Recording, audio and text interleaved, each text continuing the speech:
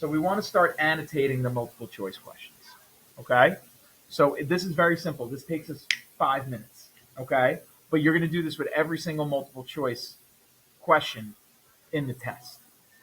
All right? One reading at a time. So you open up to the first reading, boom, here's your questions. I read the first line. I'm not even really reading it. I don't care about the question. What I'm looking for is this right here. Line 20. Right? So I see line 20, I highlight that. Okay? And now what am I going to do? Go to line 20. I'm going to go to line 20 in the text. So I highlight this. I go to line 20. Okay? And this is all I do. Ready? I bracket it. Okay? I bracket line 20. And I label it 1. Why did I label it 1? Because it's for question. It's question 1. This is all you do as soon as you get the test. You go to your multiple choice questions and you label them within the text. Why do we do this? Why would I do this? Well, as a test taker, if I'm taking a test, how does this help me? Well, so you know when you're reading, yeah, kind of, Tasia, you're like right there. So when you're reading, when you see this, you're going to say, oh, question 1, I should pay attention, right? I'm seeing question 1 right here in the text now as Mr. G's reading it to me or as I'm reading it. So I know I got to focus up at this point. This is an important part of the text. Got it? So that's why we do this. It's one of the ways that we help to focus in on what's going on. So let's just do the rest of them. Number 2, the rhetorical question in line 26. Okay, so I'm going to line 26. Okay, right here. I'm just going to bracket it, and I'm going to label it 2. Literally, that's it. Nothing crazy. Xavier, you doing this? Okay, like I said, nothing crazy. Super simple. Full screen there.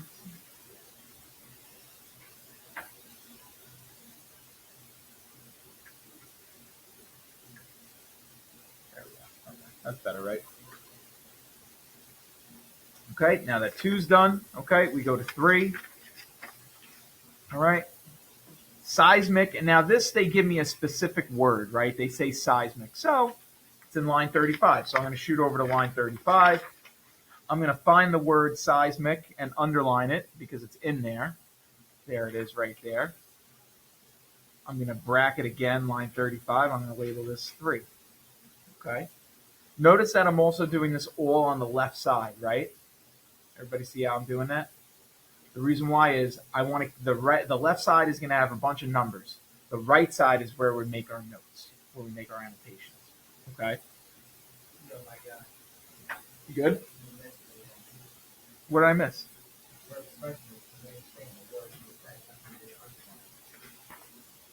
Ah, good point. Disseminated. We should definitely do that. Thank you. Disseminated. Okay. Good point. Okay. All right. Next question. The description. Okay.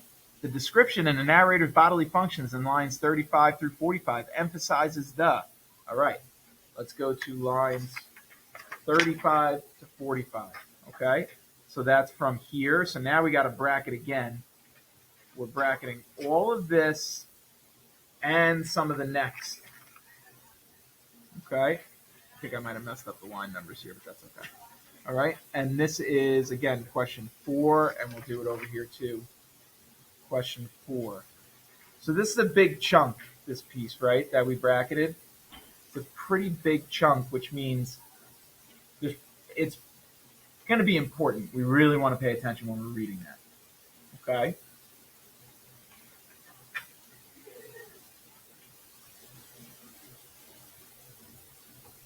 See what I did, Xavier? Big bracket and then a 4.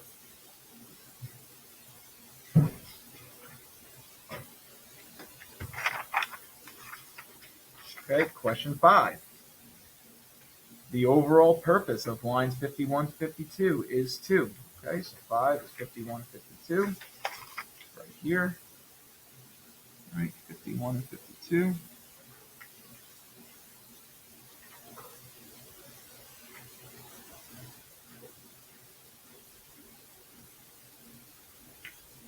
And the last one, the repetitions in lines 53 to 70 reveal the narrator is, so 53 to 70, okay, which is right here. So this is the whole last chunk. Okay, the whole last chunk is question 6.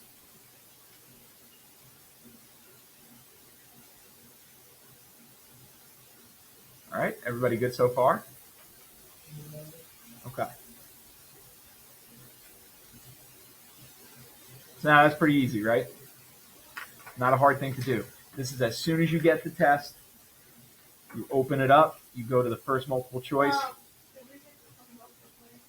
Yes, we went over this yesterday. Mm-hmm. But one essay is only 2 paragraphs, the text analysis. So it's short. Okay, that's about between. The other essay is the argument. That's longer. Yeah. Well, listen, we don't have a choice. Okay? We'll complain about it another day because we did all our complaining yesterday. All right? Now, yes, you weren't here, but we did all our complaining yesterday. Now, I just want to go over some of the words in here because what I did was, because I'm a little bit crazy, right? So I looked at every single Regents exam that they've administered since they administered the new Regents exam. And what I did was I pulled all the vocabulary that they use in the questions over and over again. So the certain words that you'll see in here are the same vocabulary words that they use in the Regents. Most of them will know what they mean. They're the same words that we do with the academic word list on Mondays when we do look at same type of words, same stuff. So you can learn them by knowing the context of the sentence that it's in. Or you could, like some of them you just already know. You've seen a lot of them. We just have to know how they're using them. So I just want to show you a couple of them really quick, okay?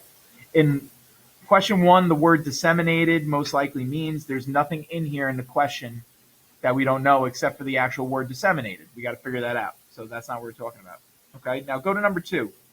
The rhetorical question.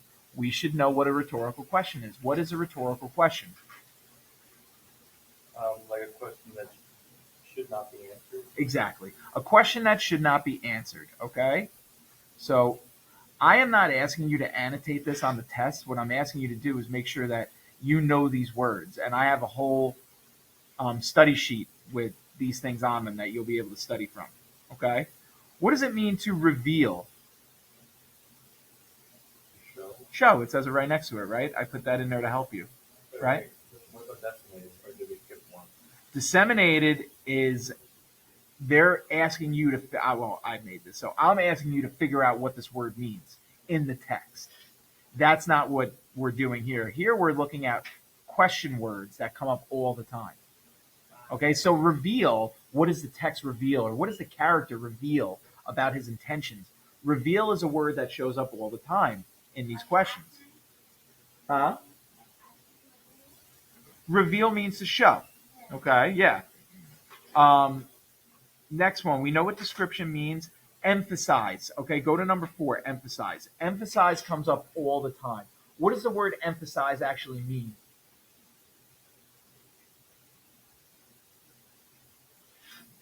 If I want to emphasize a certain word in a question, not change, I want to emphasize how important it is to annotate. Show importance. That's really what it is. Emphasize means to show why something is important. Okay?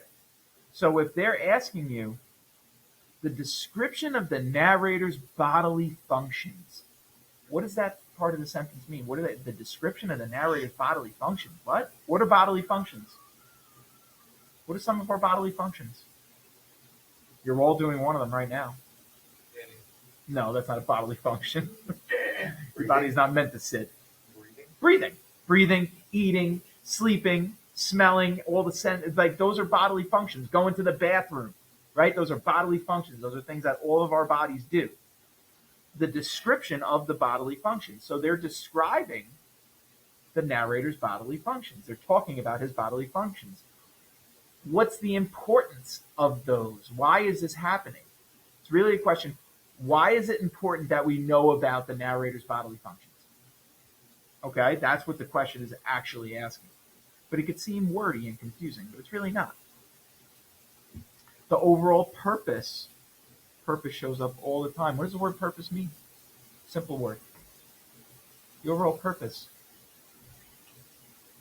What is it about? Better word.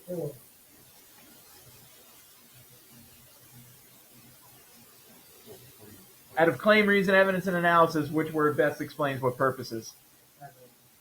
Claim. Going reason. Reason. Yes. You said reason in another way. You said reason in another way. But yeah, purpose, the reason. The overall reasons for the lines 50 or, yeah, I mean, it's so simple. The repetition. Okay, repetition is, what does repetition mean? We should all know that. Repeat. Okay, repetition is repeat. Okay, and this, they also love this word. Oh, we already had this word. Okay, and you will see it multiple times. Reveal. What does reveal mean? To show, right? But I'm telling you, kids see these words and they freak out. Like you've never seen them before. You've seen all these words. You know what they mean. Just when you put a whole bunch of them together in one sentence, it gets a little overwhelming because now your brain's really got to work overtime. It's one of the unfortunate things about the Regents is they don't give you like two wrongs, a close one, and an obvious right answer.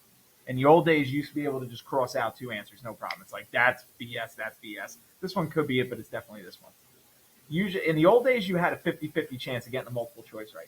Now the Regents is like, one is kind of not right, two could be right, and one is really, really right. So it's harder. Okay. Yeah, maybe so. Again, I don't make them. Don't blame me. All right, so this is how I want you. I don't need you to do this. I don't need you to like annotate these words. If you don't know what some of these words are on the test, then you got to try and figure it out. Okay? But most of them you will know. All right, but I will give you the list of words that they use so you could study them on your own time. Okay? All right, now we've looked at the questions. All right? We've annotated in the text. Now, what's the next step? Read and annotate, right? Read and annotate. Now, let's remember how we annotate a story. Remember, text A, or reading passage A in multiple choice, the first reading you do is always a story. Okay? It's always a story. So let's just write up here, story/literature. Okay? A story is different than an informational text, right? An informational text is teaching you about a topic. Oh, yeah, sorry, you can't see. Okay, so I wrote story/literature on this. Now, I just wrote it up. Okay, now I want to show you one other thing. All right, before we get going. Bless you.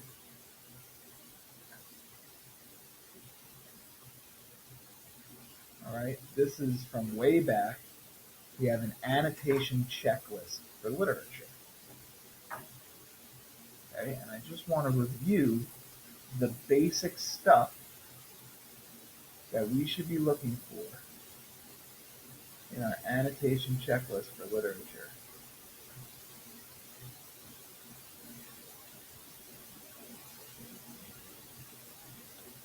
If I can find it. Informational. 1 second, sorry.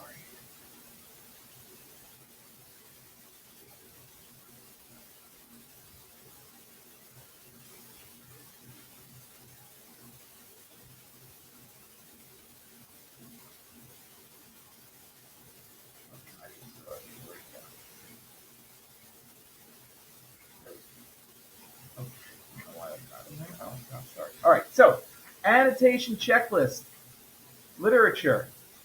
Okay? Setting is usually the first thing we see, right? Setting is the first thing we see. Well, listen, if you want to pass a test, this is going to help you. Okay? Setting is the first thing we see. All right? All of the setting has purpose. Okay, there's symbolism in setting. If it's nighttime and cloudy and thunder and lightning, what can we probably guess about the story? Scary story, right? If the story takes place if it's a bright, sunshiny day and everything's great, birds are chirping, right? It's happy. Okay, what about the seasons? All right, the seasons represent things too. What does spring represent? No. Good guess. What does spring represent? What happens in the spring? What's happening right now? Everything starts to bloom again. Spring is symbolic of rebirth, things coming back to life. So when you have a story that is ending in the spring, that means that things are going to get good. Things are coming back to life. If you have a story that starts in spring and ends in like fall, what's happening in that story? Oh, easy fall means like, yeah, it starts out happy, then later on. What does fall represent?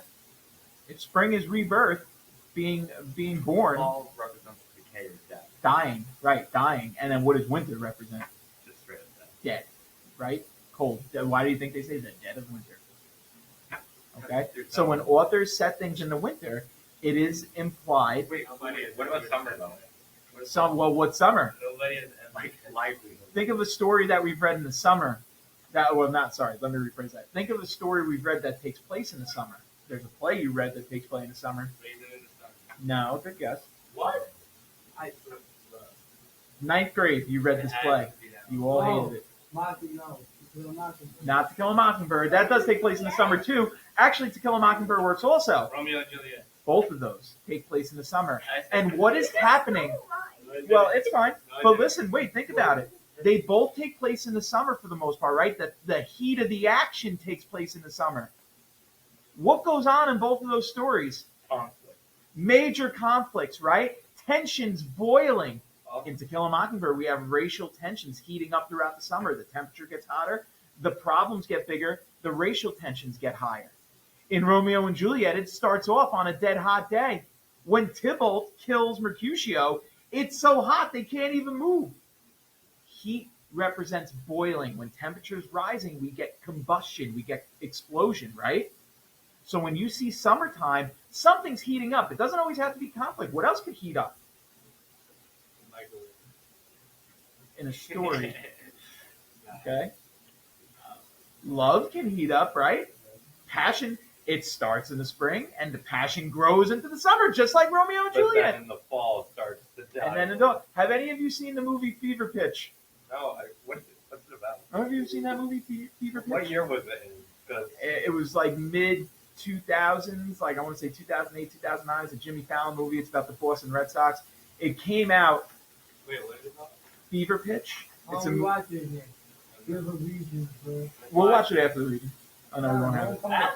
Oh, yeah. Well, maybe if I feel like we're fully prepared, we can watch it. But my point being, the relationship starts in the spring. It gets hot and heavy in the summer. But then by fall, they break up. This isn't rocket science. Okay? So the seasons are important. Location is important if they tell you specifically where it is. Time of day is important. If it's the morning, morning is just like spring. What are we getting in the morning? Rebirth. Start of a new day. Everything starts over in the morning, right? Yeah. By midday, what are we getting? Full sun, heat. Things are heating up, right? By dusk, what's happening at dusk? The sun's going down. Things are changing. Things are ending. At night, what happens? Everything's dead. Remember that poem, The Echoing Green, where the kids are playing on the field and it's day and it's bright, but by the end of the day, everybody goes to sleep? Remember we said it's about that. Okay? Time of day, same type of things. All right? So setting is very important. Point of view, not the most important thing. You should know what point of view is. Who are the characters? Characters, conflict, setting are the most important things in the text. Why? Because you will never read a story that doesn't have a setting, that doesn't have characters, and doesn't have conflict. If you don't have those three things, you don't have a story. Right? How could you tell a story without characters? Someone tell me, yeah, you can't. How could you have a story without a setting? You can't. And are you interested in a story that doesn't have a conflict? No, you don't care, right? Who would care? I want something sad or like. Well, anything. But even happy stories have conflict. They have problems, but they're fun problems. Like, Yeah. Okay, like romantic comedies are filled with problems, right?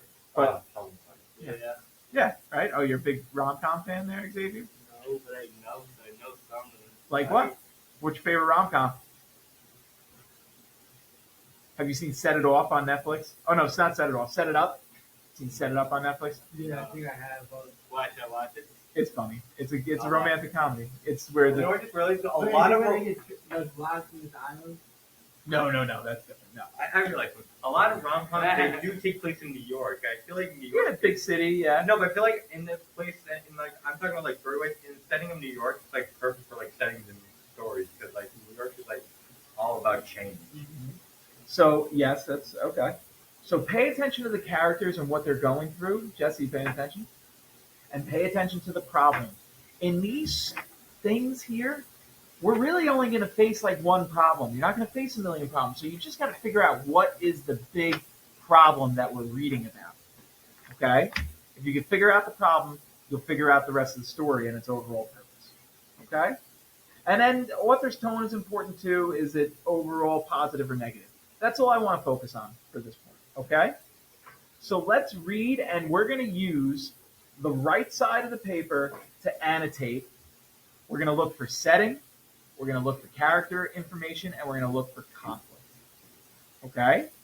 And I'm going to show you exactly how I want you to annotate when you do this, because again, if you can annotate well, you can do anything. Okay? You can answer any of these questions. It'll be a piece of cake. All right? So, does anybody want to read? No? Okay, I'll read. Okay, are we ready? I look at my parents. Let's go. It's incredibly simple. The nurses open the doors for us, and there I am outside looking at the healing in progress poster I saw when I came in. The bank of elevators stand sentry in front of us. Okay, I just got a clue about the setting in the first 3 lines here. Where is the narrator? Question? So, bigger than a doctor. No. Hospital. Okay, so we get that clue right away that the narrator is in a hospital. Okay, and it says healing in progress. So what does that tell us? I make the note that says hospital. Oh, let me full screen this so you guys can see. I make the note that says hospital. What else does that tell us? Now we have to make an inference. He's in the hospital. There's a sign that says healing in progress. What else? Something is wrong. Okay? Or I'm going to say something happened. Right? Something happened. Okay, that says right here, something happened. We don't know what, but something happened. Tasia, you doing this? Come on, you got to follow along with me. Something happened. Is he going to the hospital or is he leaving the hospital? He's leaving the hospital, right? Because it says the same poster I saw when I came in. So he's leaving. So that could tell us that possibly he is healed. Or discharged, right? Guys, I tell them. Who's them? Oh, we do. Look at line 1. Who's them? Parents. Okay, so them are the parents. So the narrator is a kid, right? We don't know what age exactly, but he's a kid. Okay? Well, I mean, he can't be like a little kid. He has to be like maybe like a high school or middle school age. Well, let's see what it says. We'll find out more. But a good inference. The narrator is a kid. Okay? Because his parents are there. No, but he said he wants to walk after you for like 1 minute. So, okay. You know, so can you go home yourselves and I'll walk after you in like a minute? Why are you okay? I just want to walk by myself a little. Think things over? Yeah. You're not feeling ... bad. Okay, so what does this tell us? His parents are saying you're not feeling bad. He's just leaving a hospital. What can we say about the narrator based on what we've read so far? He says you're not feeling bad. It sounds like he's either upset about something. Like okay, so upset about something. I like that. Upset about something. Okay. Now remember, your annotations don't have to be right. Okay. You want to be asking yourself questions. And am I making notes in every single line? No, I'm like reading a little bit, and then when something jumps out, I'm making a note. Xavier, you copying my notes? Come on. What you say? Upset about something. That's why I usually type this stuff, because no one can read my handwriting, but upset about something. The narrator is upset about something.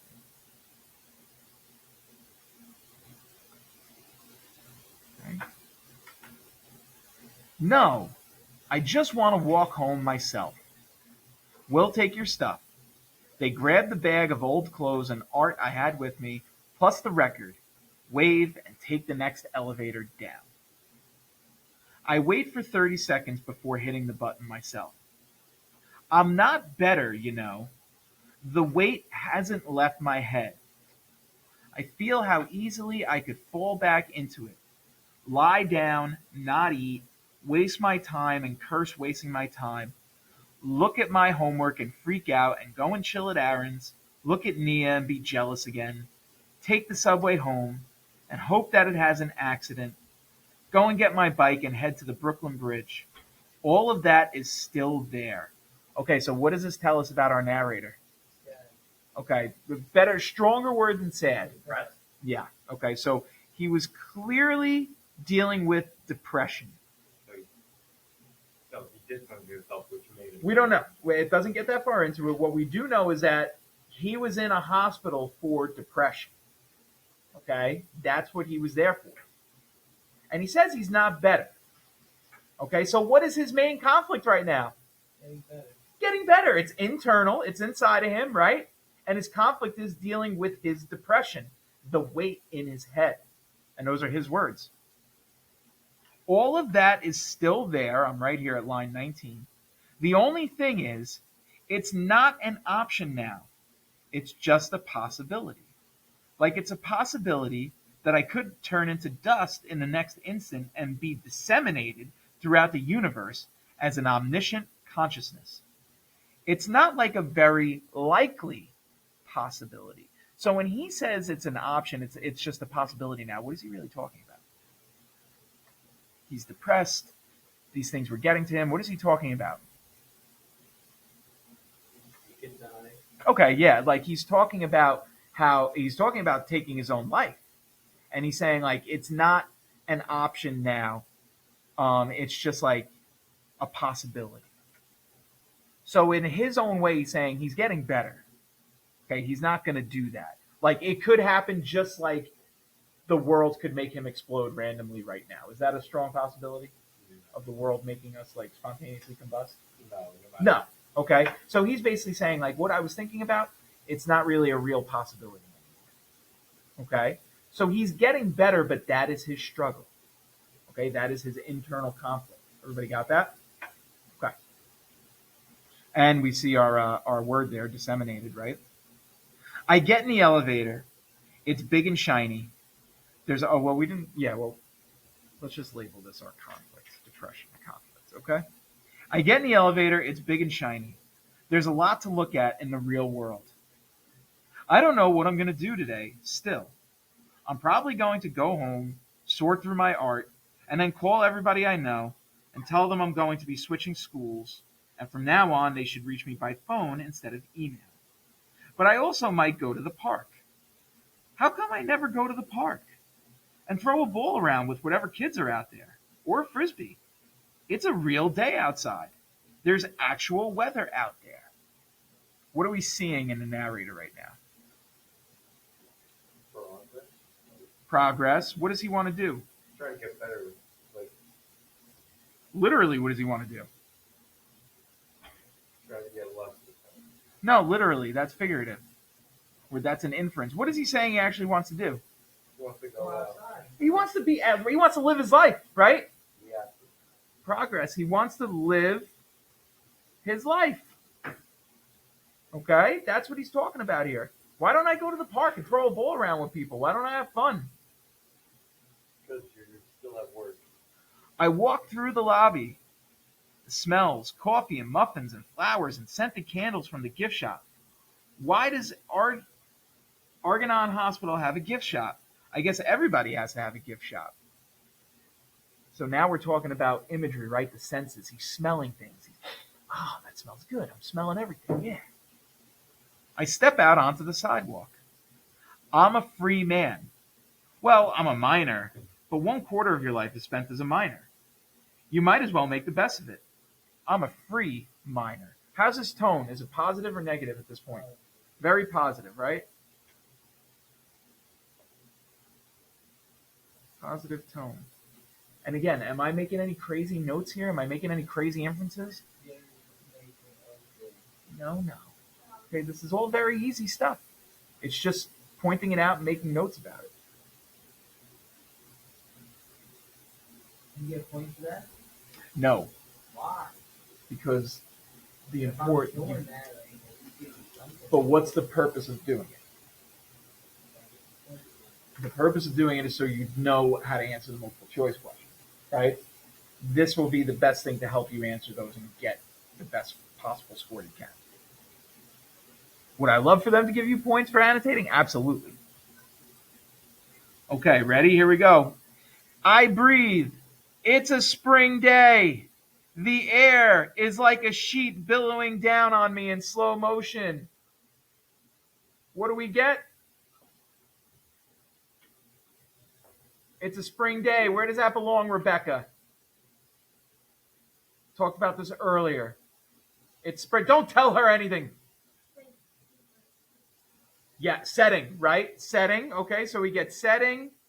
This is how your brain needs to work. Setting, spring, rebirth, and how interesting. It's a spring day, and what is he talking about? What is he feeling again for the first time in a while? Happy, alive, right? He's reborn. He's free. It's literally like being born. He just came out of the elevator, the womb, and steps out into the world, just like a baby steps out into the world. Do you think this is on accident? Absolutely not. Okay, he has just literally been born again into the world. He is free. He's ready to live. He is a rebirth of spring. And what does spring represent? Being born. This stuff isn't on accident. Okay? I haven't cured anything, but something seismic is happening in me. Seismic's one of our words. What does seismic mean? But it's an adjective, so it's describing the thing that's happening. Not a sickness. I haven't cured anything, but something seismic is happening. Okay, so seismic, we use the word seismic change a lot. Seismic is a describer. I'll give you a small or big. No. Small or big? Seismic, do you think it means small or big? Big. Big. Okay, seismic is like huge, grand, gigantic. I feel my body wrapped up and slapped on top of my spine. I feel the heart that beat early in the morning on Saturday and told me I didn't want to die. I feel the lungs that have been doing their work quietly inside the hospital. What words are being repeated? What phrase? Over and over again in this paragraph. Look at it. What do you see pop up multiple times? 2 words. I feel. How many times do you say I feel? I feel my body. I feel the heart. I feel my lungs. I feel the hands. I feel the feet. Okay? I feel my stomach. I feel my brain. And what are these? Question 4. If I turn to question 4, oh, these are the bodily functions. Oh, this is all important here. Repetition. I feel, I feel, I feel. If he keeps saying over and over again that he feels, what does that tell us? He feels alive. Feels alive. Okay, he feels alive.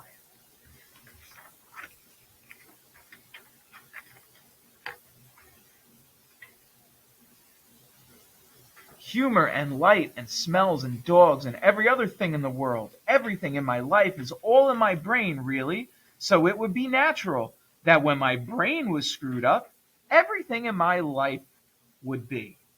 Okay, so he's coming to a realization there. I would call that a realization. Okay, he's learning about himself. Are we even going to get to the questions today? Probably not. I feel my brain on top of my spine, and I feel it shift a little bit to the left.